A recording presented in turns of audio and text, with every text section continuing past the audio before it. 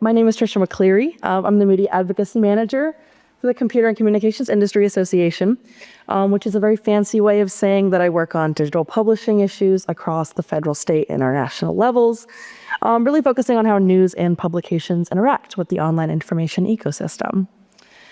So thank you all so much for joining me to discuss what might seem a little bit niche, but is a critically important issue, and that is the implication of link taxes. These policies have far-reaching consequences for the free flow of information, which of course is the backbone of the internet as we know it. To start, I'd like to talk a little bit about what link taxes are and the forms that we've seen them take at each of these levels. Link taxes are often presented as Journalism Preservation Acts or Online News Acts, and they require certain digital services to pay eligible publishers for linking to their content. The claimed idea is to compensate news outlets, which of course, as we all know, are undergoing a lot of disruption. But the premise these proposals rest on is flawed. Next slide, please. I want to start by saying, it is important to note just how crucial local journalism is for democracy, free speech, keeping communities informed. My college publication, the Independent Florida Alligator, has a very special place in my heart. But the challenges facing the news industry are nuanced and require thoughtful, evidence-based solutions rather than the blunt policies we've been seeing that risk making news outlets dependent on payments from other businesses and also discourage news organizations from business models that both maintain independence and quality journalism.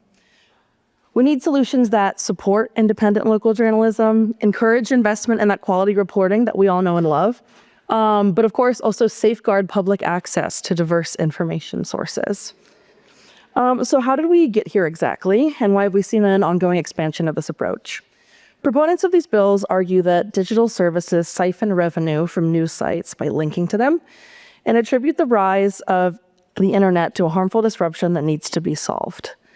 This logic makes digital services out to be the bad guys.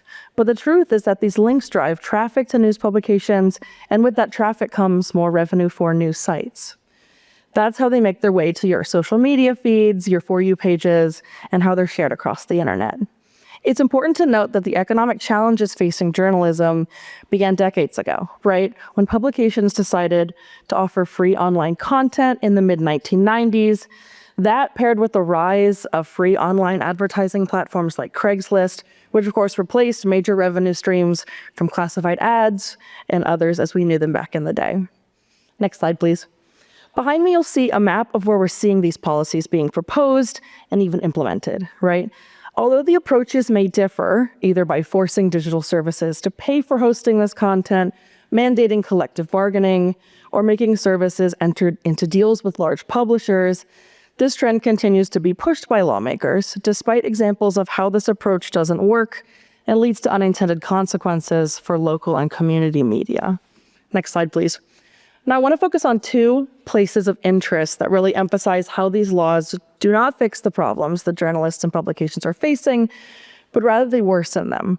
These are the Canada's Online News Act, which was implemented in 2023, and Australia's new Media Bargaining Code and forthcoming incentive to supplement it, which was implemented back in 2021.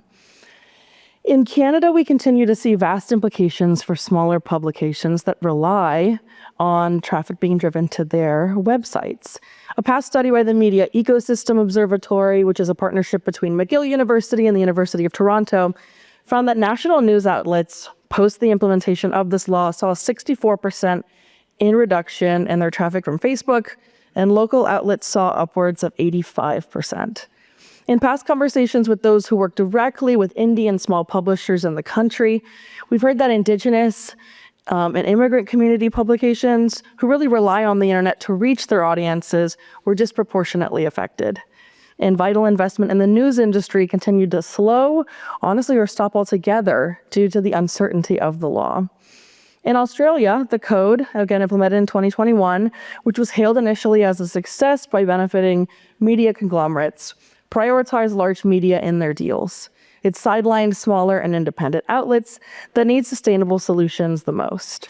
Regional journalism really suffered, and there was and still is no obligation within that law placed on companies to ensure that the funding they're getting is invested in quality reporting.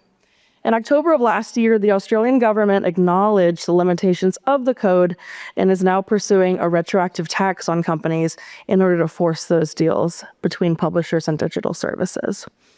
Both of these examples highlight a troubling pattern, right? Link taxes harm independent and local journalism while consolidating the power of large media conglomerates.